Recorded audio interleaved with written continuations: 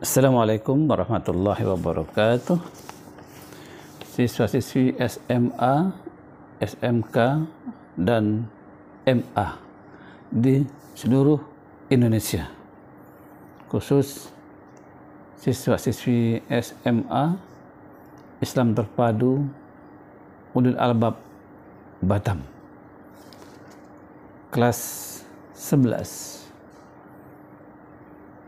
Pertama sekali kita sanjungkan puja dan puji kepada Allah SWT.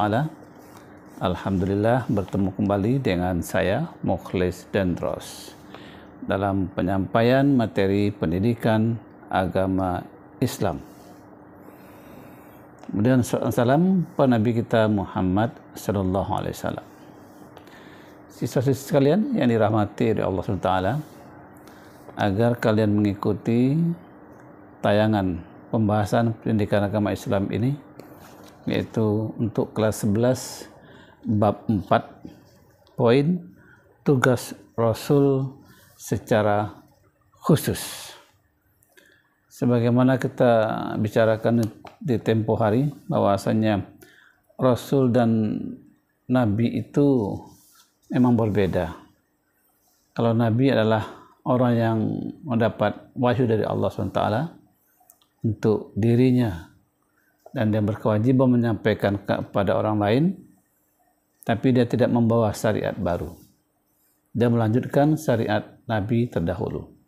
Sedangkan Rasul mendapat wahyu dari Allah SWT, berkewajiban menyampaikan kepada masyarakat semuanya, tapi dia membawa syariat baru yang diizinkan oleh Allah SWT. Ini beda Nabi dan Rasul.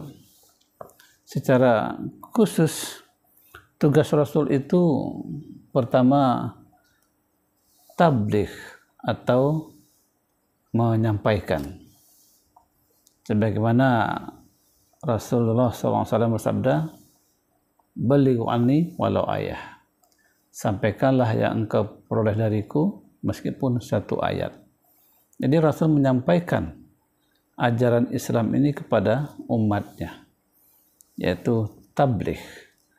Ini sebenarnya tahapan awal di dalam dakwah, yaitu menyampaikan informasi keislaman. Dalam surat Al-Maidah ayat 67.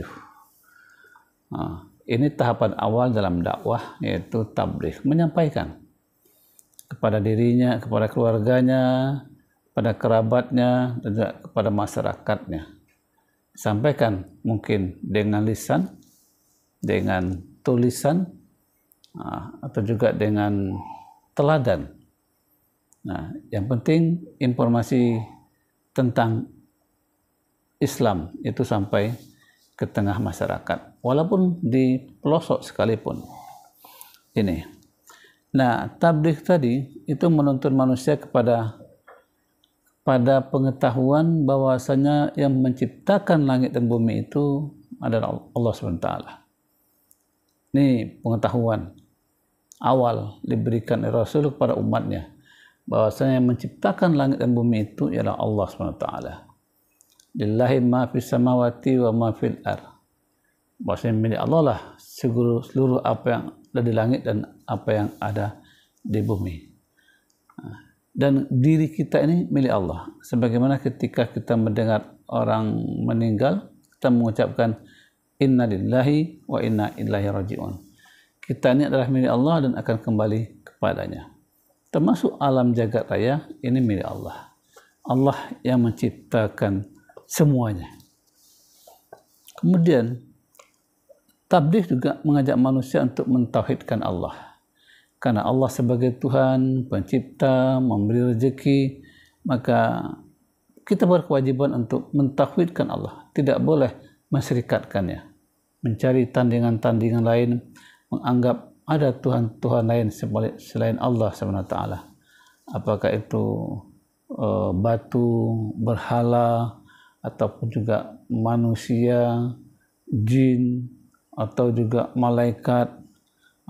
Tidak boleh kita mengambil Tuhan selain Allah. Sebagaimana firman Allah dalam surat Luqman, "Ya bunayya," kata Luqman mengajar anaknya, la tusyrik billah, wahai anakku, jangan kau mensyirikatkan Allah. Inna syirka la zulmun azim. Sungguhnya syirik itu merupakan kezaliman yang besar.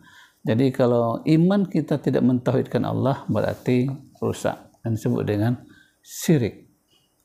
Ini merupakan virus iman. Kemudian tabligh juga memberi kabar gembira dan ancaman. Jadi Rasul menyampaikan ke tengah masyarakat bahwasanya yang beriman kepada Allah diberikan kabar gembira. Yang tetap kafir dalam dosa maksiat, maka baginya dah peringatan. Wa ma arsalnaka illa kafatan linnas. Tidaklah aku mengutus engkau yang Muhammad, kata Allah, kecuali untuk seluruh manusia. Basira wa nazira, memberikan kabar gembira dan juga peringatan. Kemudian Rasul menyampaikan tentang Islam, agama tauhid ini ke tengah masyarakat, yaitu sebagai hujah atas manusia. Jadi Rasul telah menyampaikan ini, maka nanti ketika di akhirat Allah pun menanya, apakah telah kau sampaikan ke tengah masyarakat? Maka Rasul menjawab, sudah kusampaikan ya Allah ke tengah umat. Walaupun banyak yang masih kafir, tidak beriman atau melakukan kesyirikan dan munafik. Yang penting tugas Rasulnya menyampaikan. Sedangkan masalah hidayah itu Allah yang punya hak. Kemudian Rasul juga menuntun manusia ke jalan yang lurus, yaitu Siratal Mustaqim. Siratal Mustaqim itu ialah dinul Islam, yaitu agama Islam. Ini secara khusus agama yang disampaikan oleh Nabi Muhammad SAW. Inna dina indallahil Islam. Sungguhnya agama yang diri Allah itu adalah Islam. Nah, sedangkan sebelum Nabi Muhammad itu ajaran tauhid, yang intinya adalah Islam, tapi tetap mengajarkan kepada tauhid dan tidak disebutkan itu agama Islam, mengajarkan kepada tauhid. Ini tugas Rasul yang pertama, yaitu tabligh. Yang kedua, mendidik dan membimbing, yaitu mentarbiyah, yang isinya yaitu memperbaiki jiwa dan membersihkan serta meluruskan dari hawa nafsu dan sifat-sifat tercela. Itulah gunanya Rasul, menyampaikan Islam, menyampaikan kebenaran agar umatnya itu terbimbing, bersih hatinya dan juga lurus jiwanya, tidak terkontaminasi oleh nafsu dan sifat-sifat tercela. Kemudian mendidik dan membimbing juga meluruskan akidah serta fikrah yang menyimpang dari Islam. Jadi akidah yang salah, akidah yang menyimpang itu dibimbing oleh Rasulullah SAW, atau juga pemikiran-pemikiran yang menyimpang dari Islam. Apakah pemikiran yang merusak agama, merusak iman? Kalau zaman sekarang mungkin pemikiran yang merusak seperti sekulerisme, kemudian juga kapitalisme, komunisme. Ini pemikiran-pemikiran yang merusak. Atau juga akidah ya, yang menuhankan yang lain selain Allah, atau menganggap Nabi dan Rasul itu sebagai Tuhan dan segala macam. Segala penyimpangan itu diluruskan melalui wahyu yang dikirim oleh Allah SWT, yang tertuang dalam Al-Quran dan hadis Rasulullah SAW.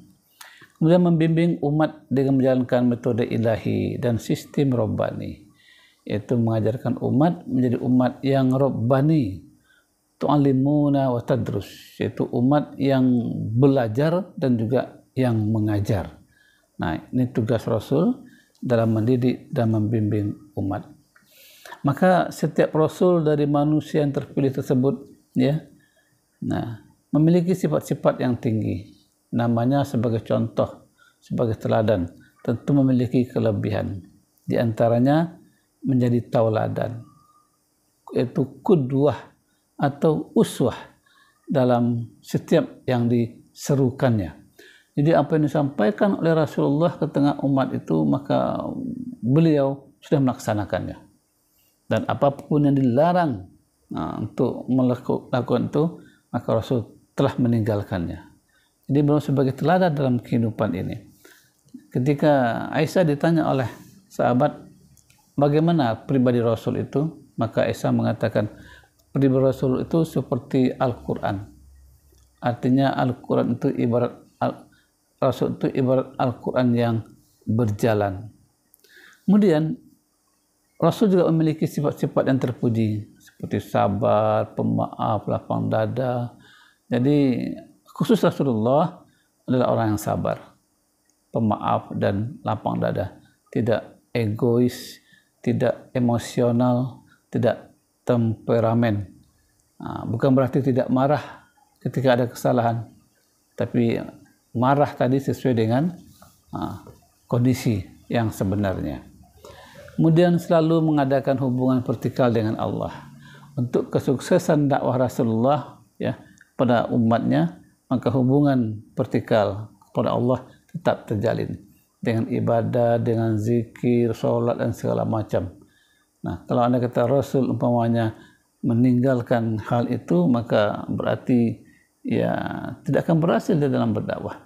Tapi Allah selalu membimbing Rasul itu tetap menjadi ya umat yang terdepan dalam kedekatannya kepada Allah SWT.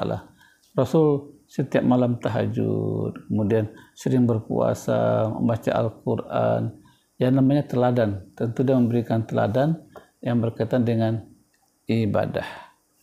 Kemudian Rasul juga selalu berinteraksi dengan manusia, bukan menyingkirkan diri agar bisa memberikan tuntunan. Jadi supaya Rasul bisa hidup bersama manusia, sebagai contoh, maka beliau berinteraksi. Qul innama ana basyarum mislukum. Kata Rasulullah, ayat Al-Quran mengatakan, katakan ya Muhammad bahwasanya kamu adalah manusia biasa. Artinya apa? Beliau berinteraksi di tengah masyarakat dengan maksud agar keteladanan itu bisa dicontoh dan ditiru oleh masyarakat, oleh umatnya.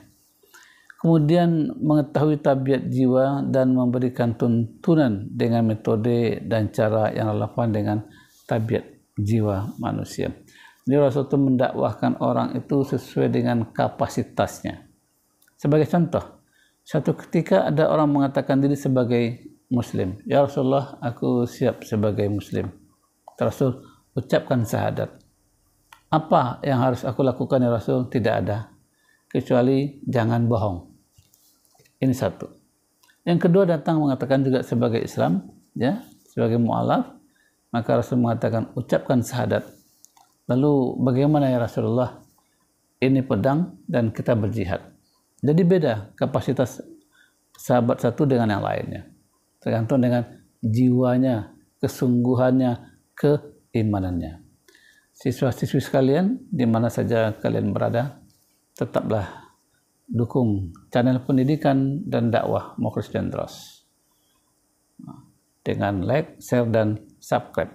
Mudah-mudahan materi yang disampaikan ini ada manfaatnya dalam rangka untuk mempersiapkan diri, apakah untuk ujian atau latihan, dan juga untuk bekal kehidupan di dunia hingga akhirat. Bila taufik wal hidayah. Assalamualaikum warahmatullahi wabarakatuh.